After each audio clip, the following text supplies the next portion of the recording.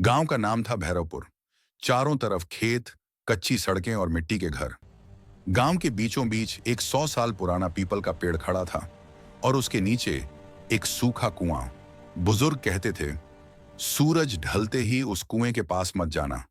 वो सिर्फ गड्ढा नहीं है, वो जागता है। कोई नहीं जानता था वो क्या था या किस लिए जागता था।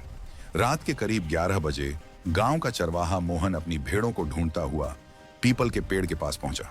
अचानक छप छप, जैसे कोई कुएं के अंदर पानी में चल रहा हो। मोहन ने झांक कर देखा, कुआं सूखा था। फिर भी अंदर से औरत की धीमी हंसी आई। मोहन के हाथ कांपने लगे। वो पीछे मुड़ा, पर उसके कानों में किसी ने फुसफुसाया, मत जा। अगली सुबह मोहन का शव पीपल के पेड़ से लटका मिला। उसकी आंखें खुली थीं और मुंह से काली मिट्टी गिर रही थी। उसके बाद हर अमावस की रात किसी के घर के दरवाजे अपने आप खुल जाते। कुएं से औरत के रोने की आवाज आती, पीपल के पत्ते बिना हवा के हिलते, और सबसे डरावनी बात, जिस घर से आवाज आती अगली सुबह वहां मौत होती। लोग समझ गए कुछ वापस आया है। गांव की सबसे बूढ़ी औरत दादी गौरा एक रात कांपती आवाज में बोली, 20 साल पहले इसी गांव में एक औरत रहती थी, लक्ष्मी। वो अकेली थी, खूबसूरत और सबकी मदद करती थी। लेकिन जब गांव में बीमारी फैली तो लोगों ने उसे डायन कह दिया। एक रात उसे घसीटकर इसी कुएं में जिंदा फेंक दिया गया।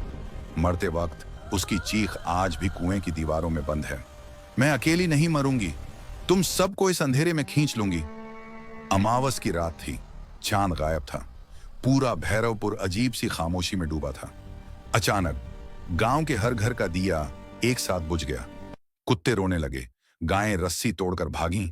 फिर हर इंसान के कान में एक ही आवाज गूंजी, चलो। लोगों की आंखें एक एक करके सफेद पड़ने लगीं। औरतें बच्चों को छोड़कर घर से बाहर निकल आईं। बुजुर्ग लाठी फेंक कर सीधे चल पड़े।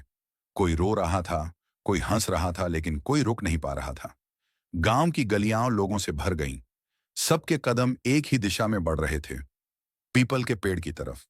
जो गिर पड़े उनके शरीर जमीन पर घिसटते हुए भी चलते रहे। कुएं से धीमी धीमी हंसी आ रही थी। पीपल के पत्ते उल्टी दिशा में हिलने लगे। जमीन से हवा नहीं, सांसों जैसी गर्म भाप उठी। उस रात पूरा गांव कुएं के पास इकट्ठा हुआ। अचानक कुएं से काले बाल बाहर आए, फिर हाथ, फिर पूरा शरीर। लक्ष्मी की आत्मा आग जैसी आंखों के साथ सामने खड़ी थी। जिस जिसने उसे डायन कहा था, जिस जिसने पत्थर फेंका था, वो एक एक करके कुएं में खींचे जाने लगे। बाकी लोग डर से जमीन पर गिर पड़े। सुबह कुआं भरा हुआ था, पानी से नहीं, खून से। पीपल का पेड़ पूरी तरह सूख चुका था, लेकिन आज भी अगर कोई अमावस की रात उस कुएं के पास जाता है तो अंदर से एक आवाज आती है, अब तेरी बारी है। जिसे जिंदा दफनाया जाए वो लौटकर पूरे गांव को दफना देता है।